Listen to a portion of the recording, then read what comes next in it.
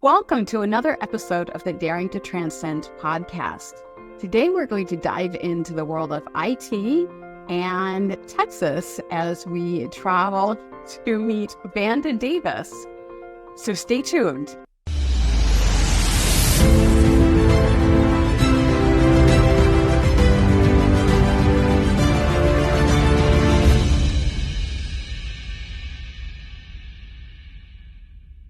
So today I am really excited to welcome to the show Vanda Davis, who is a global cross-functional leader, strategic thinker, and programs implementer. She is currently the IT service executive driven to achieve the most strategic objectives and chief of staff for the America's commercial organization in Cognizant. She is well-versed in multiple business models and strategic programs, which ensures a hit-the-ground-running approach to understanding, delivering strategic intent, design, and leadership required to achieve desired business outcomes. And so welcome, Vanda. I'm excited to have you here, a fellow IT professional. I spent a lot of my career in IT, so. Wonderful. Thank you. It's a lot of words when you read it out loud, isn't it? It is a lot of words and a lot of words. So why don't we boil this down to tell us a little bit about your role now and then the story behind how you got there. Absolutely. So I'm actually at Global Logic now, just started this new job a couple of months ago. And I haven't updated my LinkedIn for that yet for a number of reasons, but it's all good. It will be updated in the next few weeks. And I followed one of my leaders from Cognizant here. So it's a much smaller company, but they want to grow. I worked for him before. He's a great leader. And so that's how I kind of made my last 3 jumps. Has been following leaders that I have a lot of respect for. We work well together. And I would have never really foreseen where I've landed, but I'm super happy with the role I've ended up in. And I started out with EDS, Electronic Data Systems. So people from Texas usually know them pretty well. Or if I say it's the company Ross Perot started, a lot of folks know him from that. So it was such a great company to start my career with. And a lot of people that were ever at EDS, HP bought them and they more or less got merged into there and no longer a company. But anybody that had worked there, I think we all tend to keep looking for that environment and that kind of company. And the reason it was so great is they really focused on people. We were IT services. So, they don't have products to sell. We are their product. And they realized that, they valued that. And I got so many opportunities to learn there, not only from great leaders, but also the opportunities they gave me. So I started out as a systems engineer. They had a great training program straight out of college.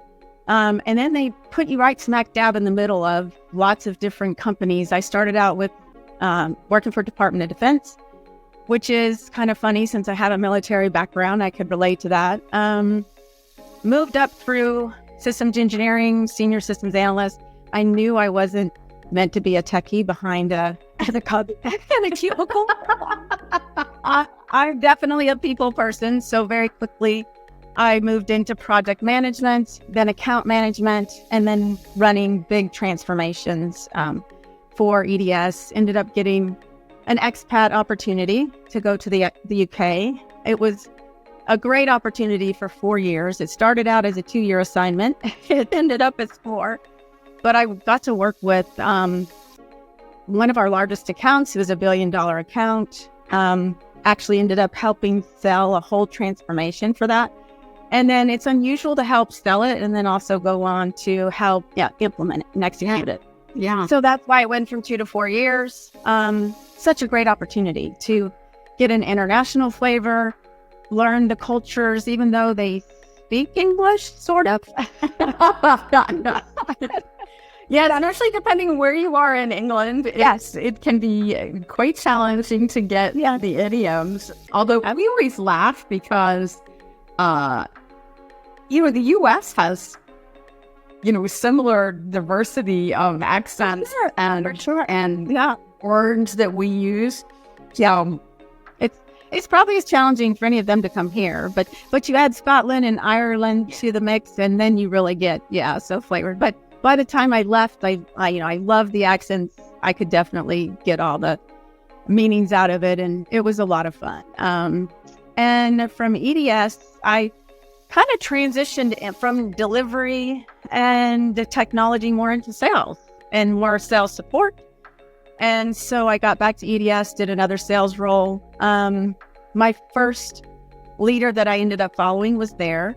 And I ended up helping him implement his whole sales strategy globally for what was EDS. And HP just called us an HP company, but EDS.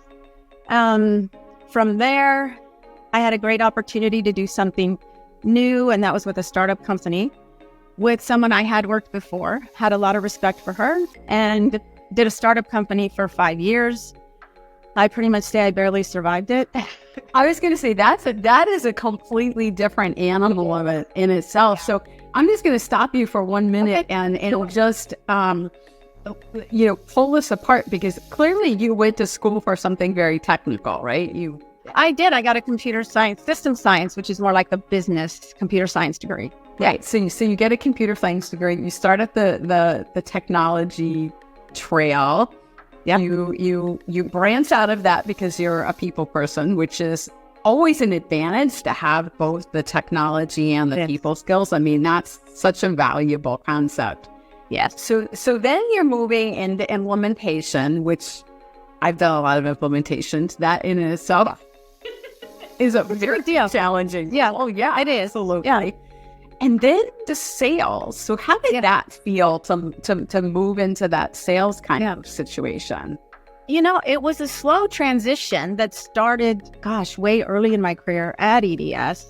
And what I found is if salespeople find that there's someone that's a delivery person that knows how to implement well, clients love them, they're successful, they want you to come help them sell the next deal.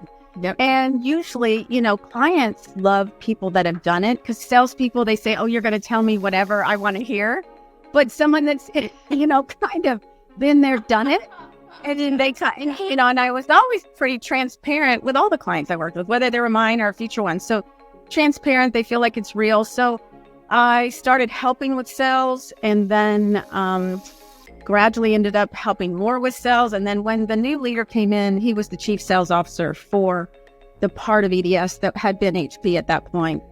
And I helped him implement his whole sales strategy. So at that point, my whole career changed to supporting chief sales officers. And I've been pretty much doing that, except for the little startup I did, which that was a whole lot of different things. It was corporate strategy, it was sales, it was professional services. But then I came back to, supporting the chief strategy officer, sales officer for whatever company I've been at since.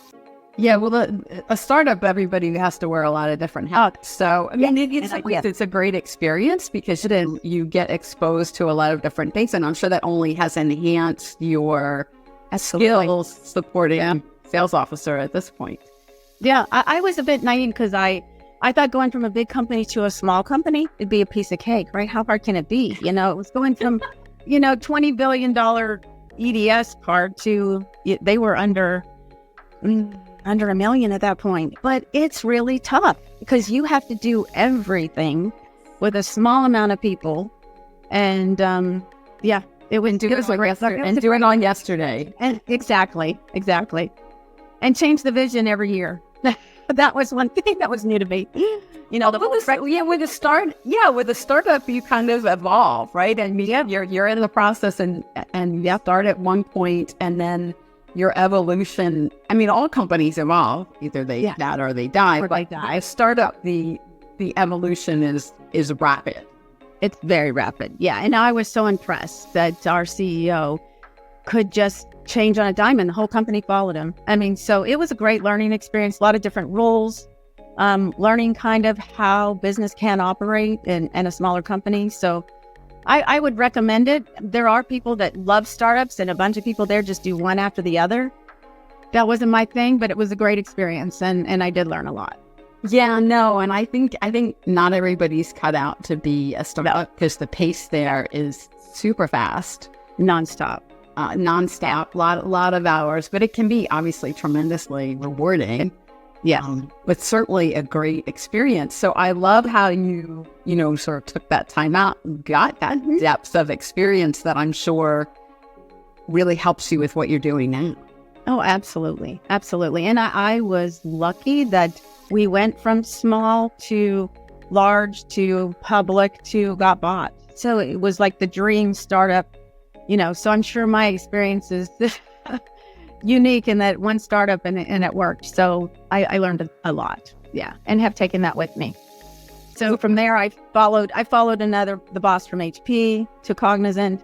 I followed another boss to Global Logic. And that's kind of how I've done the last probably 10 years of my life, is with people I'd worked with before. And which is always nice, because then you know what you're getting into a little bit more, and they know and appreciate your value. Yeah, absolutely.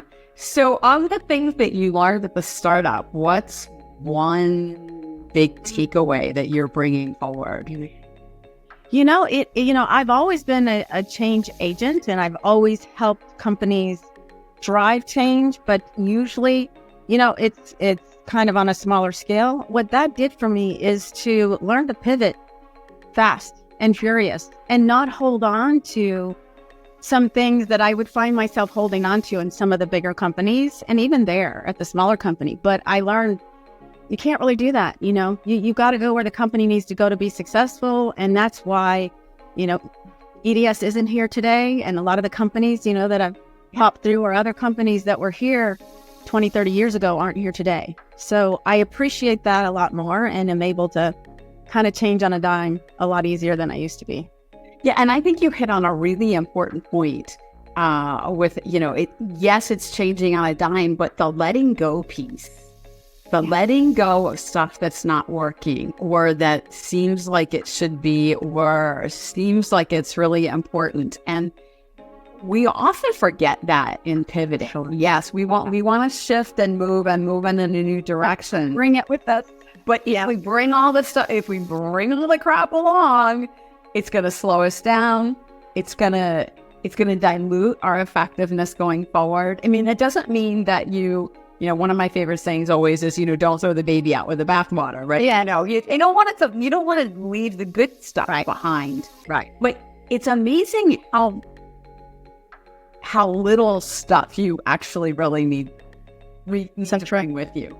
And then that's really what I learned. What I learned, because you create these babies, and I was thinking in my head that same terminology, but you don't have to throw it all out. You learn something. There's some pieces that still apply in the future world, but you just have to let that embodiment of the baby go.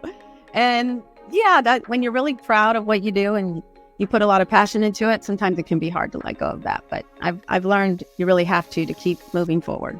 Yeah. And it's really in some ways letting go of different aspects of your personality or your ego, right? And in some ways, because we get stuck. I know I've talked about this with other guests, but we get our identities get caught up in some of those things.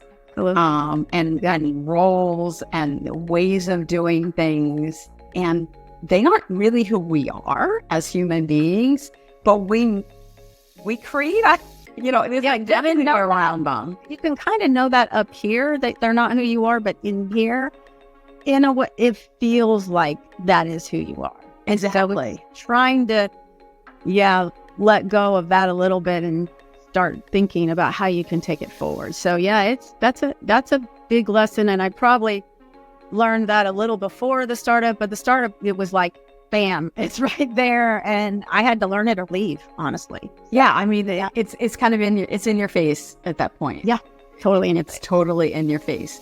So along all this journey that you've taken, what have you given up or sacrificed or not gotten that you wanted along the way?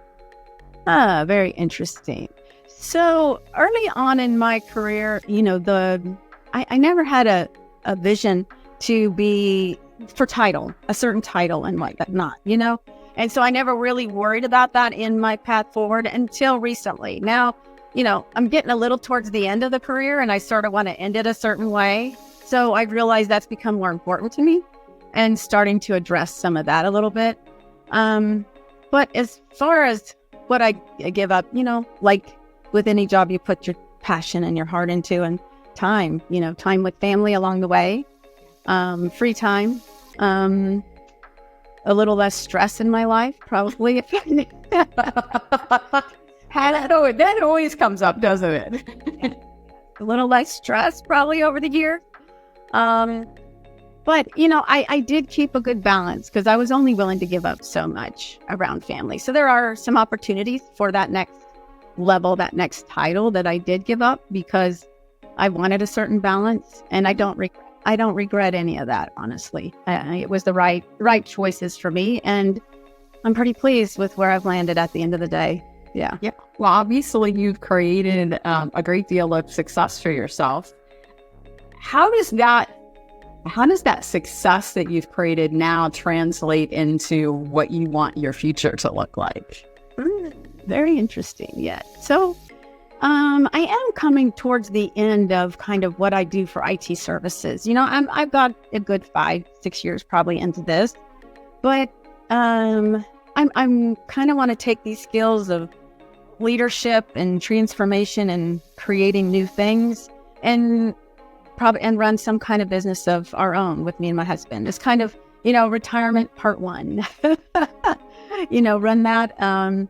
Also, I've learned a lot from leadership, done a lot of team building. That was one thing that I think has made me successful, is caring about the teams and doing team building with each other. So there's some kind of coaching in my future of helping people, not only through the career aspects, and my heart is definitely for women, but also personal challenges along the way, and I've had quite a number of those, so I feel like I have some experience to pass on, how to traverse through that. So, leadership and people.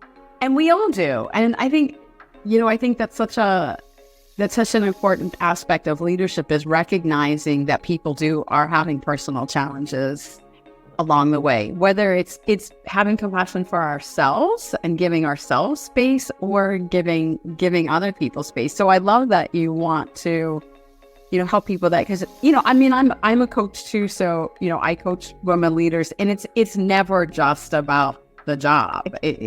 We are whole people. And I think one of the things that I find is we're taught, particularly in corporate world, or maybe not as much now, but that you compartmentalize. I was always told, you never bring your personal life to work, and you're not supposed to bring your work life home, and you keep them. And we're human beings. We don't have on-off switches like that. Now, for me, the integration of our lives is such a vital piece of how to be a leader, and how to help other people have fulfilling lives is that integration. Yeah, and I did compartmentalize very much at EDS. EDS was, Ross Perot came from the military, so, it was a top-notch run organization, a lot of authority, and I did compartmentalize. And one of my big personal journeys is, as I wanted to do team building and really understand the people and what do you want and what's important to you, you have to learn to be vulnerable yourself. And so you can't just ask them to be vulnerable without you being vulnerable. So, slowly through that process is really how I learned, we have to take our whole selves to work, and we have to acknowledge it. We have to, apologize for that. We have to make sure we're being true to what we've been hired for, yes, but at the same time, we need to acknowledge that life happens. At the same time, we can't shut it off. We get sick, our spouses get sick, our children have crises. There's the whole realm of things that happen to us as humans, and it does impact our work. And I know that more and more companies, and I think COVID went a long way to kind of recognizing that we just can't keep everything in boxes. That's right. So I think that's been a great learning experience for leaders. So when you were a little kid, before you went off to college and got a computer science degree, what did you dream of doing then? The only real dream I remember is probably middle school, high school, is I wanted to be a flight attendant. I wanted to travel the world. There was no business idea in there. But at the end of the day, through my career, I have traveled all over the world. And then I travel personally as well. It's one of the things I enjoy the most. So I got the travel in, but I really just dreamed of traveling the world, making that pretty much my life story. Oh, that's funny. And it's funny because you were telling me before we started recording today that, you've lived, not as a child, you were a military brat and you went all over the world. And even as an adult, you've moved a lot. I think it's like 26 times. I mean, I've stayed put now for a good 10, 15 years, but moved a lot of my life and then traveled other times. So it still happened, just in a different way than I imagined. Yeah, absolutely. And how do you think all that moving around has shaped you as a person? Yeah. So, for some kids that are military and move around a lot, it's hard, especially if you don't make friends easily. So those people skills and being comfortable making new friends. And I probably got better and better at that, as we moved more and more. And then change. I've always been kind of a change agent for all my companies, and I just got used to change, and it became normal for me. So I think both of those things have really helped me in my career, taking those forward. Yeah, and it's really interesting because if you go back to the whole flight attendant travel thing, I mean, that's a lot about change and adapting and adapting to different people on a regular basis. So you really have kind of lived that vision, not as a flight attendant, but as an IT person, professional, as a leader. Yeah, you've lived out the vision, and I love that you have really honed in on change as a skill and as something that you really contribute to the table, because that's not a skill that everybody has. No. Yeah. Or everybody likes to even be recipient of. Yeah. A lot of people don't like change, get very uncomfortable. So being comfortable with change is an incredibly valuable asset, particularly as a leader, because if you're comfortable with change, then the people that you're leading through the change, you by default make them more comfortable just by who you are. Absolutely. And I think it's one of the things that helped me in my career, because I didn't just stay with one company, and I took chances. I went and did a startup. And in the .com, there was a period in between EDS where I left and did the .com stuff for a little while and then came back to EDS. So yeah, I think that being not afraid of change and wanting to kind of learn new things. I'm a big learner, so I'm constantly want to learn new stuff. Has really helped for sure, and made my career progression easier. Yeah, and clearly you are brave enough to take on risks and to try something new. I mean, going with a startup, especially from an established company to a startup, is a big risk from a lot of different perspectives. It was, yeah. And in hindsight, I probably didn't weigh all the risk. I kind of went with, somebody I knew really well, both as a personal friend and as a previous colleague. So I trusted her, and I trusted my gut instinct. So, and it worked. It worked. Well, and sometimes that's the only way you can really take risks is by trusting yourself, trusting and if you're working with someone, the people that you're working with, trusting them, because that gut instinct is so important. And we often think, no, well, I've got to have all the the X's, all the pros and cons lined out, and this has to be a logical decision, and it can't be an emotional decision. I just had this discussion recently with someone about, making decisions, and well, they have to be rational decisions. And it's like, well, no decision is 100% rational, no matter how much we think it is. That's right. Our emotions are always there, Yeah, our emotions and our instinct are always there. And when we ignore, I know for me, when I ignore those, I've made quote unquote rational decisions, right? Okay, yes, this looks really good on paper, and this lines up, but it doesn't always turn out to be the best decision. No, because we kind of are emotional. We are emotional people, and especially if you have a passion around work, there's emotion involved. So, yeah, you kind of got to let that influence your decisions.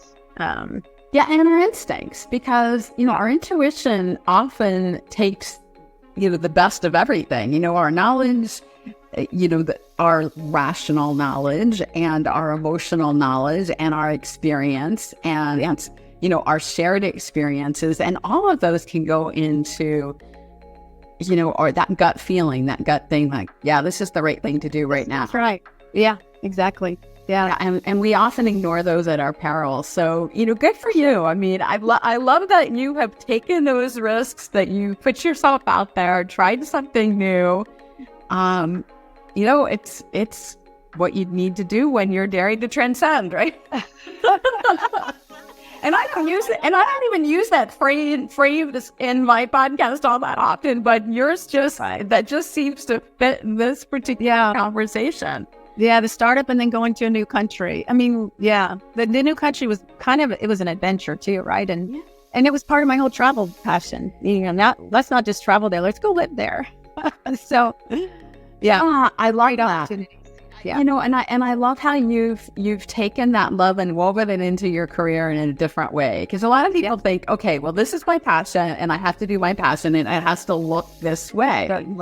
But that's what's so beautiful about your story is you took your passion and it played out in a very unusual way, one you couldn't necessarily have predicted, but you combine the two. So that is such a beautiful story. So if you were going to give advice to, a young woman starting out in the IT profession, what would your biggest piece of advice be? Yeah, probably two pieces. Anyone in IT, woman or man, the only way you're going to survive long term, if that's your passion to stay involved in the IT, is you got to keep up with the technology. And it won't happen on its own at work. You've got to go seek that out other places for yourself. I've had to do that a number of times.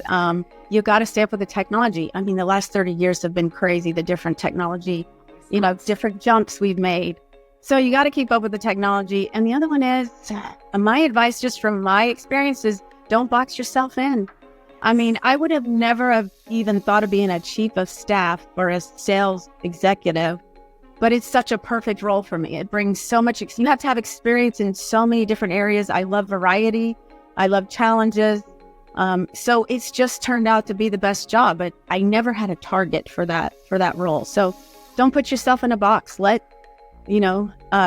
Stay open to opportunities to learn, and you might just end up somewhere you didn't expect, but that you love at the end of the day.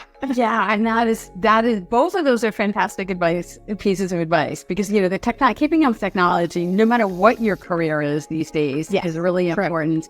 And you can't expect your employer to spoon feed you this. They're not going to. There's not time for that. No. So I think that's really super. And of course, I'm always a big fan of not boxing yourself in. Sure, not having a not defining yourself by one thing, but being open to opportunities. I was never one that had the 5-year or 10-year plan and said, I'm going to do X, Y, and Z, because I don't know what's going to come up in that time period. And it's probably going to be something better than I could ever even think about for myself. Yeah, totally. Yeah, absolutely. My experience as well. Well, Vanda, thank you so much for joining me today. I have really enjoyed our conversation. It's been very inspiring. So if people want to get in touch with you and ask more questions, what's the best way for them to get hold of you? Yeah, my personal email is Vanda, Vanda.Lynn, Lynn.Davis @gmail.com. Okay, happy to answer any questions. And I'm sure they can also find you on LinkedIn, right? For sure. Absolutely. Yep. All right. Well, thank you so much again for joining us, Vanda. Really enjoyed it. Thank you, Karen. Thank you all for joining us for this episode of the Daring to Transcend podcast. Make sure you like and follow the podcast so you don't miss any exciting episodes. And if you want to reach out to me, please, you can find me on LinkedIn or Karen at daringtotranscend.com. Have a great week.